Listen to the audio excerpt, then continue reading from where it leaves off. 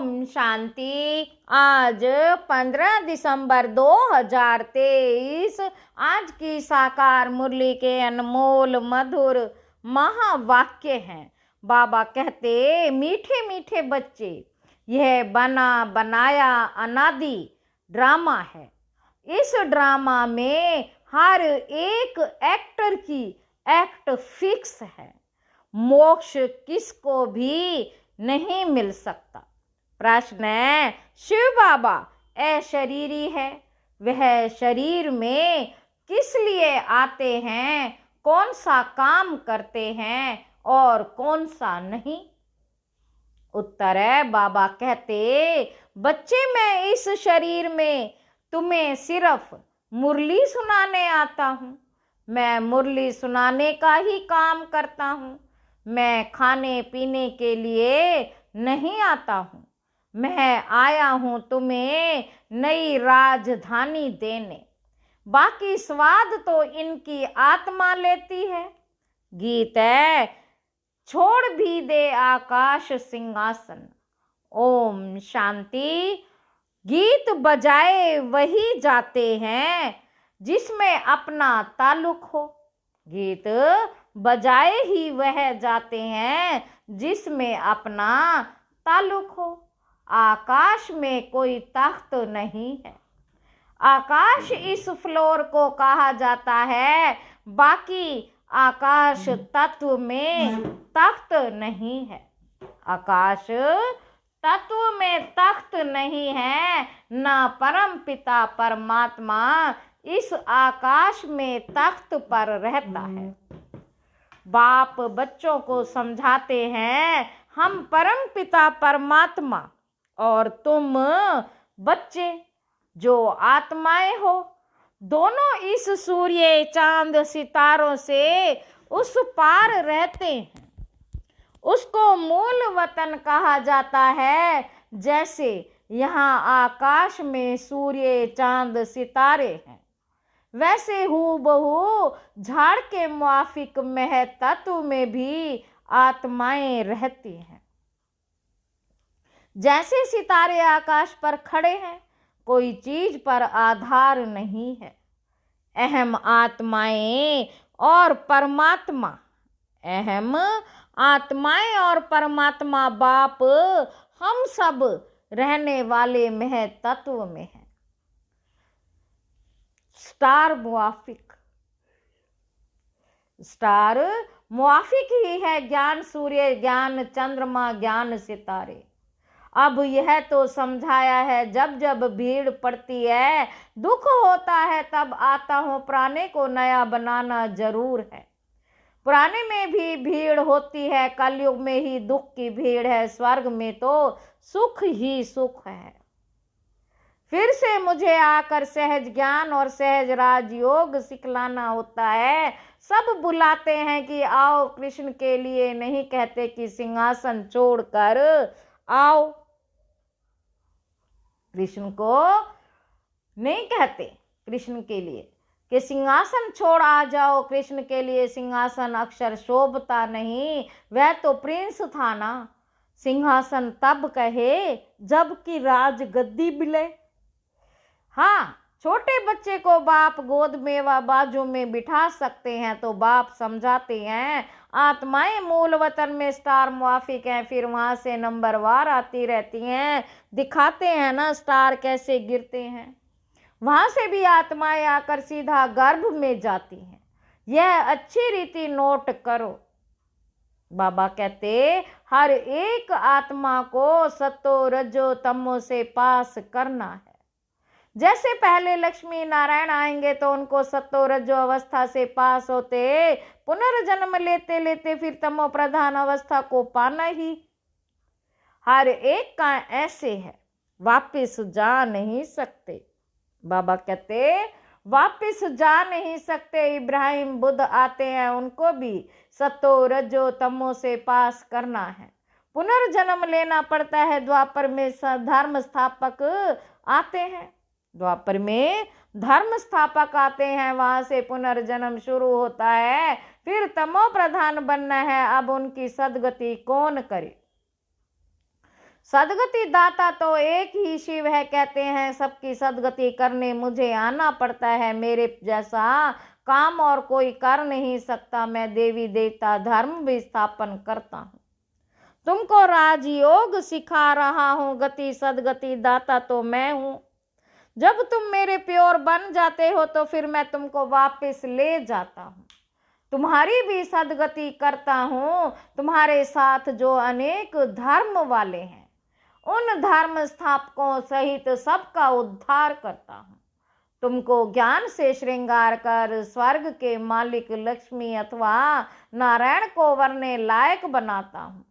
फिर तुमको वापस ले जाता हूँ। सबको पहले मुक्ति धाम भेज देता हूँ। सबका सदगति दाता भी हूँ। दूसरे धर्म स्थापक जो आते हैं वे सदगति नहीं करते। बाबा कहते वह सिर्फ अपना धर्म स्थापन कर उनकी वृद्धि करने लग पड़ते हैं। अपने धर्म में पुनर्जन्म लेते सतो रजो तमो से पास करेंगे। अभी सब तमो प्रधान है, अब इनको पावन सतो प्रधान कौन बनाए। बाप खुद बैठ बच्चों को समझाते हैं। भगवान आकर सबकी सदगति भी करते हैं। भारत को स्वर्ग भी बनाते हैं। जीवन मुक्ति के लिए राजयोग सिखाते हैं। इसलिए बाप की इतनी महिमा है। गीता है सर्वशास्त्रमयी शिरोमणि। परंतु कृष्ण का नाम लिख देने से भगवान को भूल गए हैं। भगवान तो सबका सदगति दाता है। इसलिए गीता सब धर्मों वालों के लिए धर्म शास्त्र है। सबको इसे मानना पड़े। सदगति का शास्त्र और कोई है नहीं। सदगति देने वाला है ही एक। उनकी ही गीता है। तुम बच्चों को सदगति का ज्ञान दे रहे हैं। गीता में शिव का नाम होता है तो सब धर्म वालों का ये शास्त्र होता है। बाप सबको कहते हैं अपने को आत्मा समझ मेरे साथ योग लगाओ तो वे कर्म विनाश होंगे और तुम मेरे धाम आ जाएंगे। सब धर्मों वालों की सदगति करने वाला भी मैं हूँ। बाकी तो आते ही हैं अपना धर्म स्थापन करने। मनुष्य कहते हैं क्या मोक्ष नहीं मिलेगा। बाप कहते हैं नहीं। जो भी सब आत्माएं हैं सबका पार्ट ड्रामा में फिक्स है। किसी की एक्ट बदल नहीं सकती। हर एक की पूरी एक्ट का अनादि ड्रामा बना हुआ है। ड्रामा अनादि है, उसका आदि मध्य अंत नहीं है। सृष्टि के आदि सतयुग को कहा जाता है और अंत कलयुग को। आदि सतयुग को और अंत कलयुग को कहा जाता है। बाकी ड्रामा का आदि अंत नहीं है। ड्रामा कब बना ये नहीं कह सकते। ये प्रश्न उठ नहीं सकता। बाबा ने समझाया है कि और भी जो शास्त्र हैं उनसे हर एक ने आकर अपना धर्म स्थापन किया, सदगति नहीं की है। उन्होंने तो धर्म स्थापन किया, उनके पीछे वृद्धि होती गई। कितनी कितनी गुहिया पॉइंट्स है। ऐसे निबंध लिखने जैसे गपोड़े की बात नहीं। हार जीत का ये ड्रामा है। सतयुग में परमात्मा को याद करने की दरकार नहीं। परमात्मा को याद करे तो फिर ये बातें भी समझें कि हम ब्राह्मणों को उसने रचा है। तुमको तो सन्मुख बतलाते हैं कि मैं रचता हूँ। ये ब्राह्मणों की नई दुनिया है, संगम की दुनिया है। चोटी को तो कोई नहीं जानते। विराट रूप बनाते हैं, उसमें देवता क्षत्रिय वैश्य शूद्र दिखाते ब्राह्मणों को भूल गए। सतयुग में देवताएं, कलयुग में शूद्र, संगम युगी ब्राह्मणों को जानते नहीं। ये राज बाप आकर समझाते हैं। बाबा कहते पवित्रता बिगर कभी धारणा नहीं हो सकती।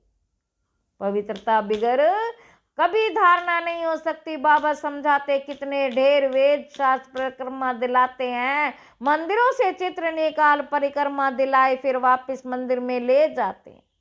बाबा अनुभवी है, शास्त्रों से गाड़ी भरकर परिक्रमा देते हैं। ऐसे ही फिर देवताओं के चित्र भी गाड़ी में रखकर परिक्रमा दिलाते हैं। ये सब है भक्ति मार्ग। तुम हो शिव शक्तियां। बाबा कहते तुम हो शिव शक्तियां।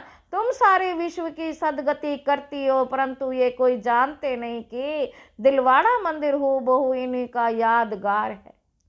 ऐसा मंदिर कहीं नहीं है। जगदम्बा है, शिव बाबा भी है, शक्तियों का चबूतरा भी है, बना हुआ है। भक्ति मार्ग में फिर से ऐसे मंदिर बनेंगे, फिर विनाश होगा तो ये सब खत्म हो जाएगा।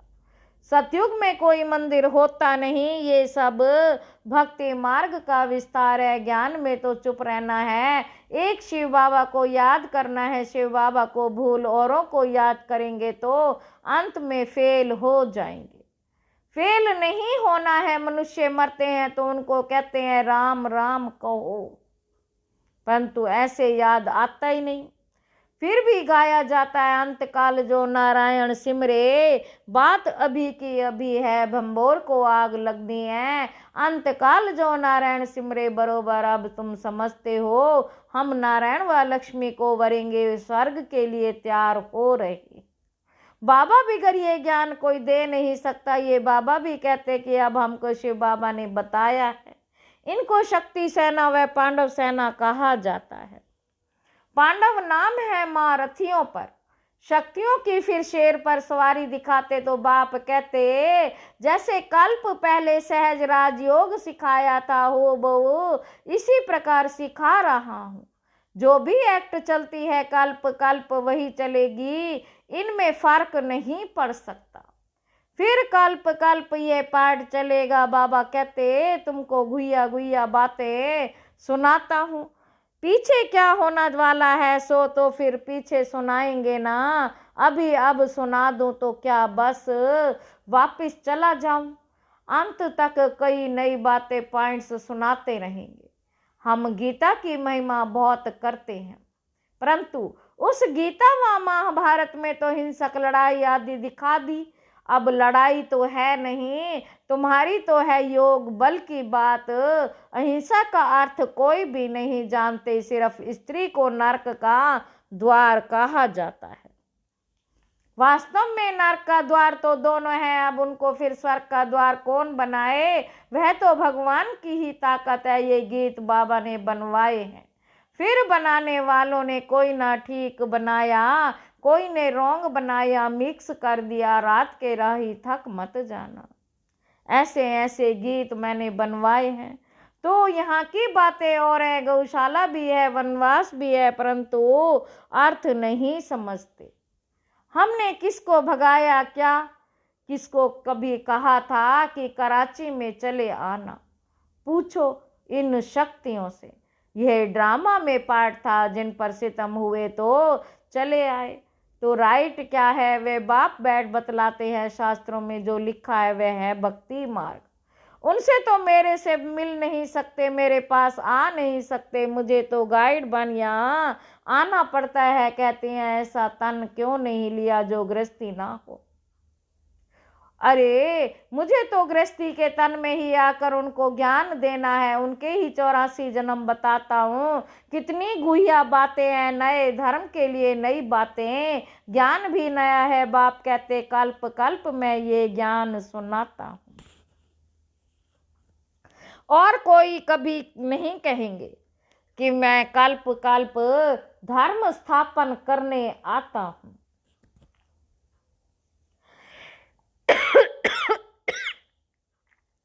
लक्ष्मी नारायण दोनों नहीं कहेंगे कि हम फिर से राजाई करने आए हैं, वहां ये ज्ञान ही प्राय लोप हो जाता है।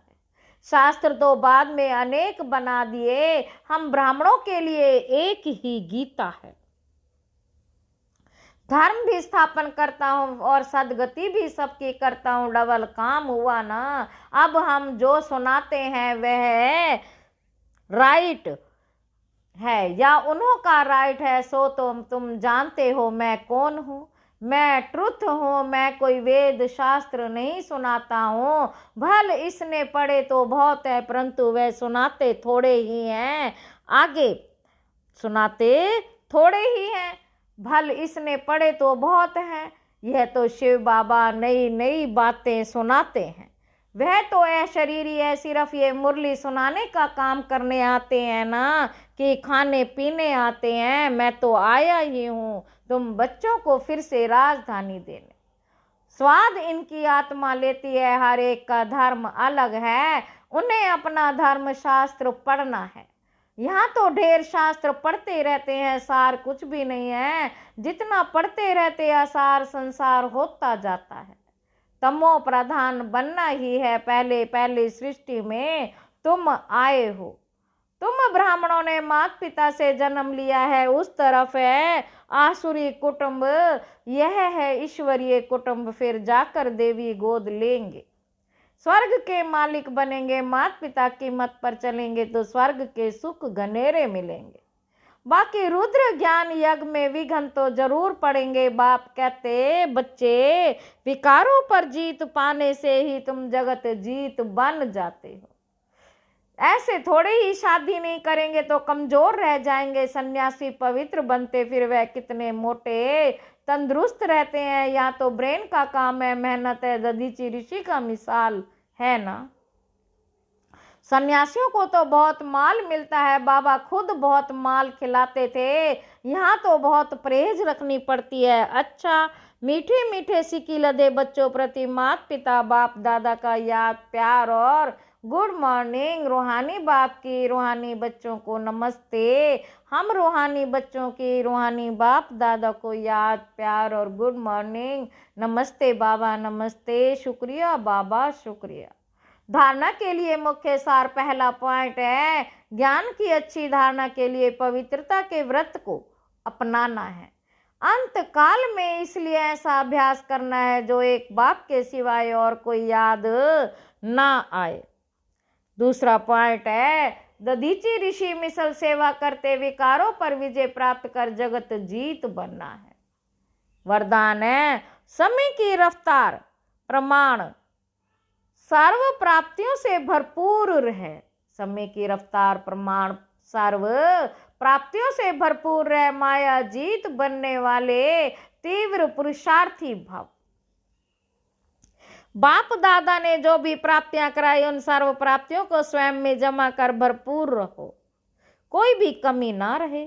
जहां भरपूरता में कमी है वहां माया हिलाती है। माया जीत बनने का सहज साधन है। सदा प्राप्तियों से भरपूर रहना, कोई एक भी प्राप्ति से वंचित नहीं रहो।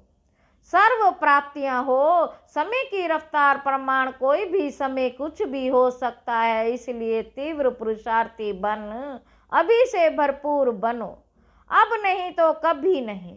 स्लोगन है, सत्यता और निर्भयता की शक्ति साथ हो तो कोई भी कारण हिला नहीं सकता। अच्छा, ओम शांति।